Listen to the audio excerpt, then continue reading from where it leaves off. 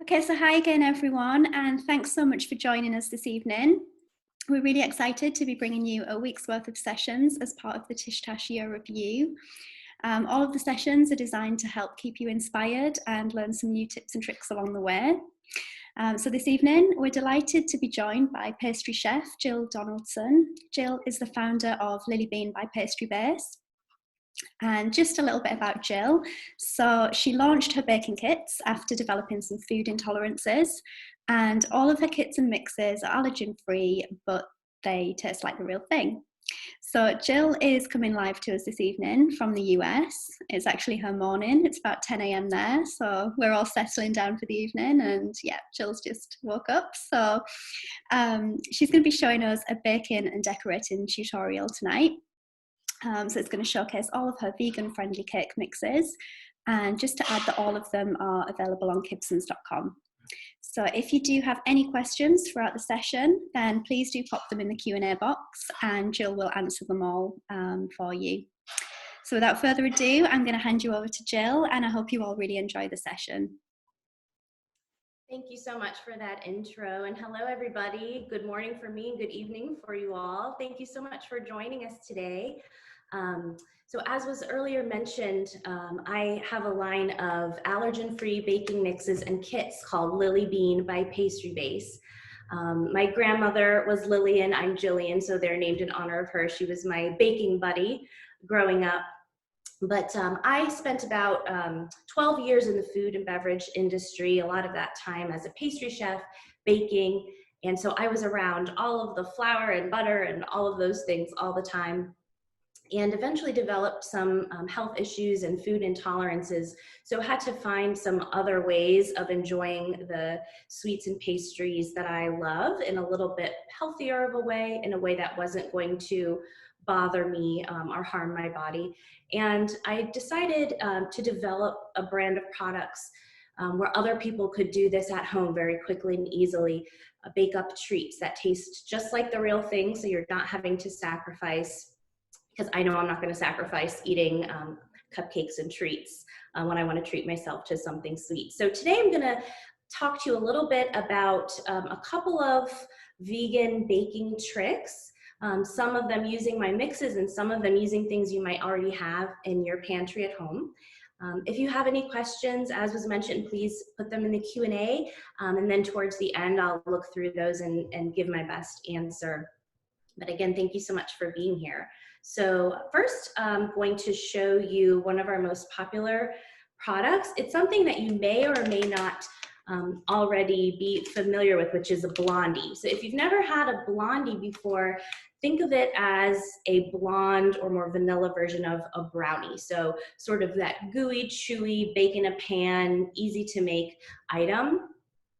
This is our vegan and gluten-free gooey blondie mix. So all of our products are allergen-free, meaning no nuts, no dairy, no soy, no artificial color.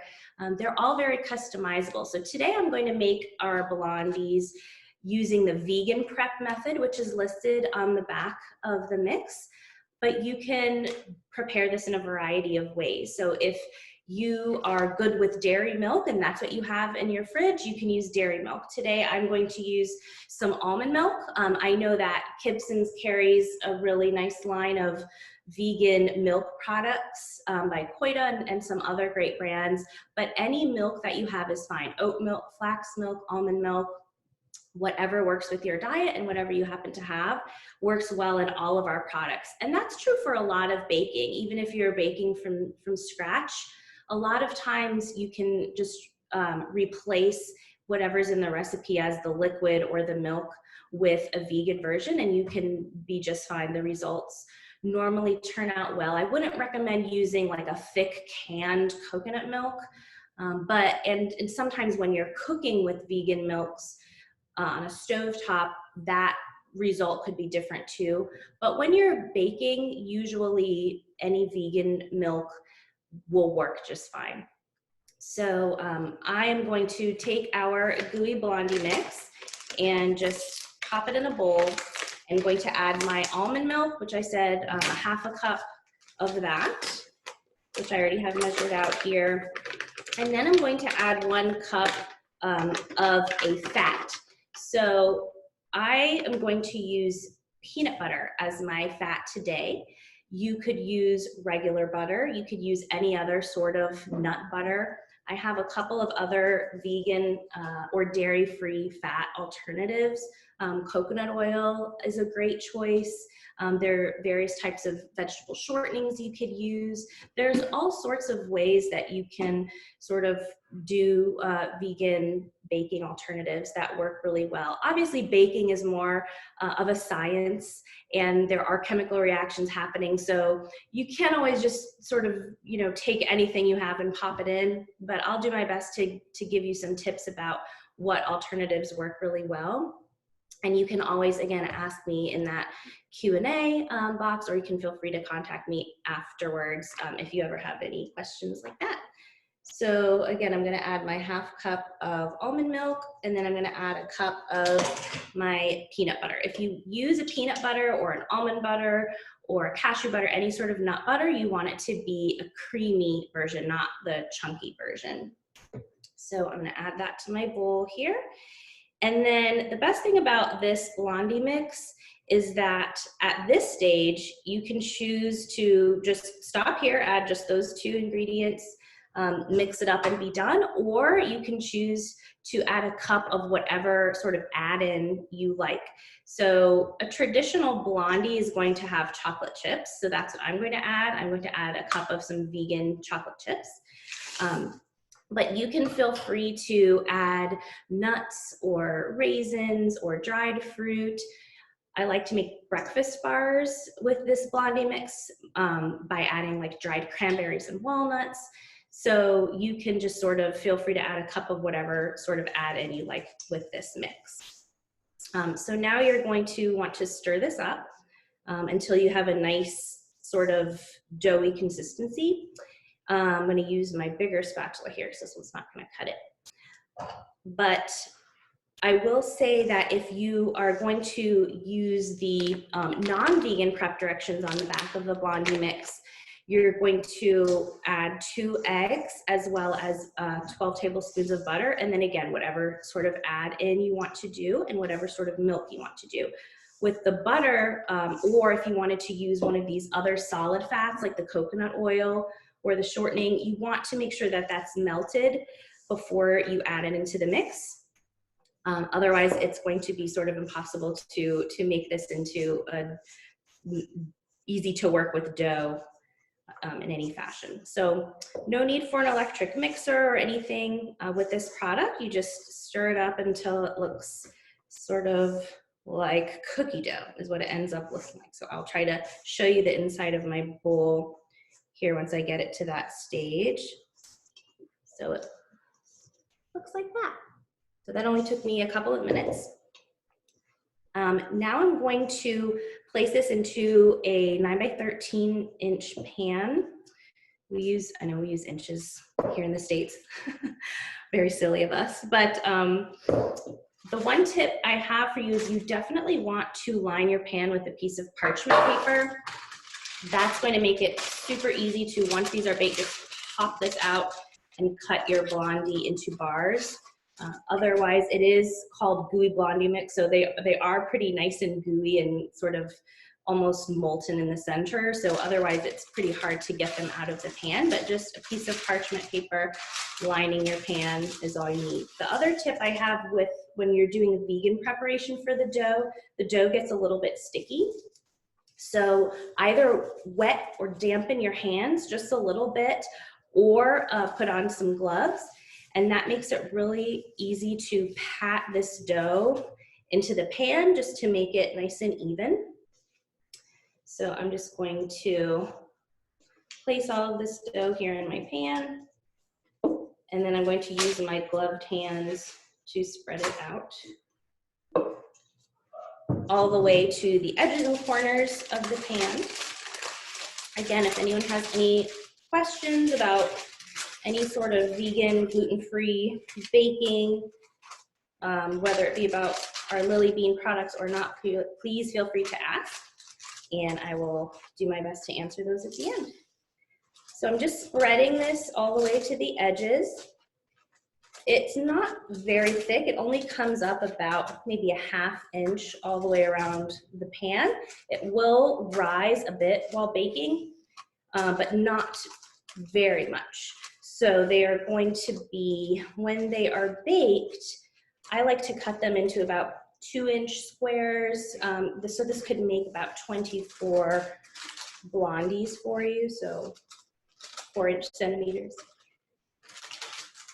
So I'll show you what this looks like once you've spread it out in the pan. So that was easy. I mean, this took me just a few minutes to prepare. I used what I had in my pantry, which was peanut butter, and I had almond milk in the fridge. Again, you could use whatever sort of combination you like, whatever sort of add-in you like. This bakes just for about 20 minutes. You want to make sure it cools completely, because it will be almost impossible to cut into bars that will remain bars and keep their shape if you don't let it cool for about 30 to 45 minutes. But that's it. We have a vegan, gluten-free, soy-free, dairy-free dessert that we threw together very quickly. All of our baking mixes, as was mentioned, are available at Kibson's. They are shelf stable, so you can keep a few of them in your pantry, and if you ever want to whip up a dessert, it is pretty quick to make all of them. We have a variety of flavors of cupcake mixes, frosting mixes, which vegan frosting doesn't sound like something that might be delicious, but these vegan buttercream mixes are creamy and absolutely delicious. So now I am going to set this aside, and I just want to talk about a couple of other sort of tips and tricks in terms of vegan baking and gluten-free as well. There are lots of gluten-free flours on the market, more and more these days, coming available. Not all of them are going to work for every recipe. So you're going to want to do a little bit of research when you are wanting to do gluten-free baking. There are what is called like cup for cup gluten-free flours, which are meant to replace like an all-purpose flour without having to change a recipe or add on to it. I found that that's not always the case. Sometimes there is a little bit of tweaking that needs to be done, but you know, there are certain types of flours that work better with certain types of recipes. So like an almond flour would work a lot better in something that you need to be like a crumbly texture, and maybe less so in something that you want to be have a super fine crumb. So it just kind of depends on what you're making and how you want it to turn out. But as I mentioned, there are a lot more and more products these days that you can find, such as ours and many other delicious products, where we sort of take the guesswork out for you, and we have everything formulated already, so you just have to add 1 or 2 things to bake up a treat for your family. So the next thing I'm going to show you can be used for decorating, can be used to top the blondies that we just made, can be used in a variety of different ways, and that is a meringue that is made from aquafaba. So I will show you what that is and what that means if you have not heard of that yet, but it's a great vegan alternative to making a fluffy meringue that can be used in a variety of ways. So this may be an ingredient you already have in your pantry, and it is an unusual ingredient when we're talking about desserts, but the ingredient is garbanzo beans or chickpeas. So this is, we're not going to use the actual chickpea in the recipe, but what we're going to use is the aquafaba, which is the liquid that is inside of this can. So aquafaba translates roughly to bean water. So it's the water in which these have been cooked. So if you have dried chickpeas at home and you'd like to cook those, save that water that you have cooked them in.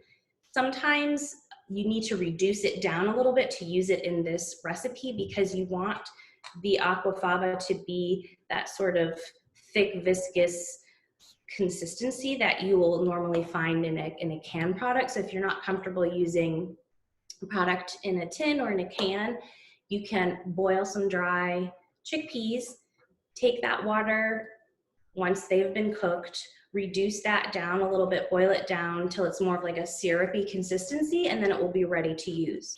I used today just the one out of the tin, the water out of the tin. I put this can in my refrigerator overnight so that it would be chilled. It's a little bit easier to work with if it's chilled, and the same thing goes for when you make the aquafaba yourself. After you reduce it, pop it in the fridge and leave it there overnight.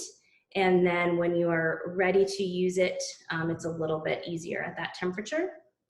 And so I did this ahead of time because I didn't want to have this loud sound of the mixer going on for 3 or 4 minutes.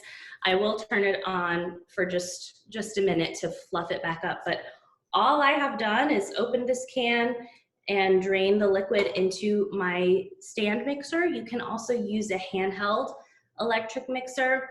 Unfortunately, this isn't something you can do by hand with the whisk. It is. It will just take a very long time, and it'd be a good workout, I suppose. So you may be very tired by the end, but you're going to probably need an electric mixer for this. It takes about 2 to 3 minutes, I would say, just depending on how cold the aquafaba is, depending on how much of it you have. I don't even use really a particular recipe in terms of amounts. I just strain the whole can into my mixer. I turn it on high and I let it go until I see what are called stiff peaks. So I'm gonna just run it for a few seconds to fluff it up a little bit, and then I will show you what the aquafaba looks like in the bowl. So just give me one moment.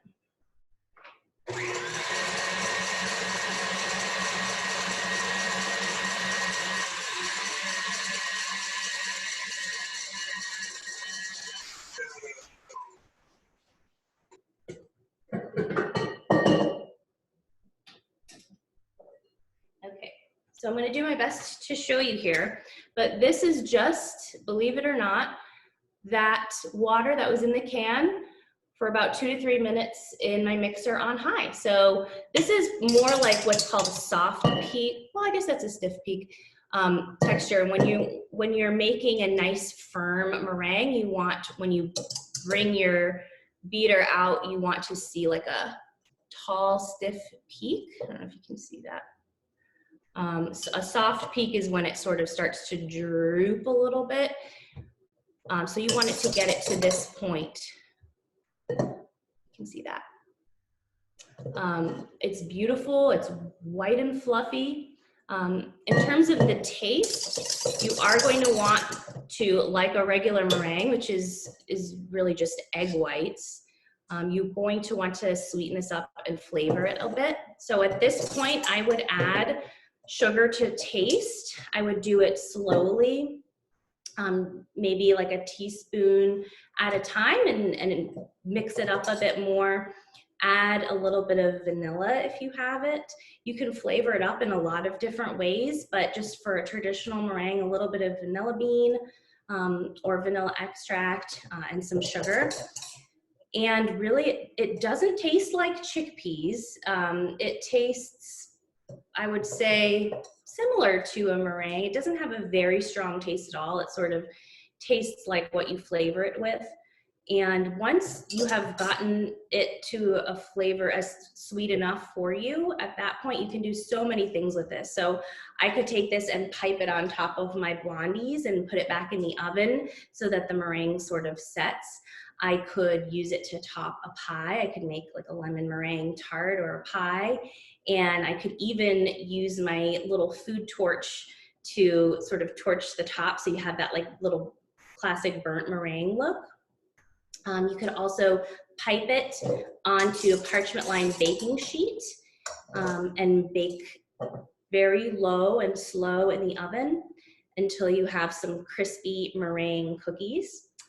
And then for all of you really adventurous bakers out there, you can use this to make macarons. So basically in place of, you know, the egg white portion, when you go to do your macaronage, which is when you're combining this with your almond flour, you can make macarons with this. It's a little bit tricky. It took me a few times to sort of get things right, and I can share recipes with you all. The only thing is I will mention that those particular types of recipes are very finicky when it comes to oven temperature. So I recommend purchasing an oven thermometer. They're relatively inexpensive, but it's the type of thermometer that can sit inside your oven and give you a really precise reading. A lot of times our ovens sort of need to be recalibrated, or we put our oven on a certain temperature and it's not really exactly at that temperature. So you want to be really precise when you're baking macarons. So I would recommend getting an oven thermometer. And a lot of times there are little tricks where propping the oven open with like a wooden spoon sometimes helps. They're just sort of a little bit of a finicky recipe when it comes to the humidity in the air and when it comes to oven temperature. Same thing actually goes with this aquafaba meringue. It is very sensitive to humidity, and I know it gets a little bit humid where you all are. It does here too. So on a particularly rainy or humid day, I would probably not recommend making this because it's going to start to weep a little bit on you.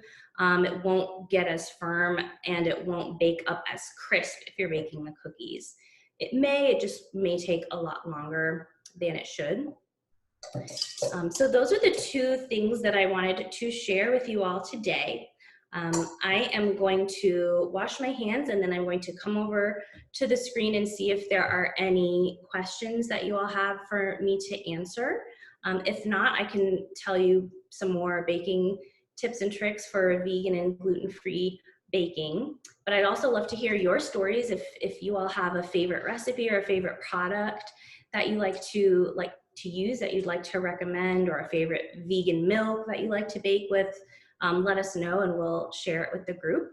But I'm gonna just rinse off my hands and then come over to the computer and look at the questions.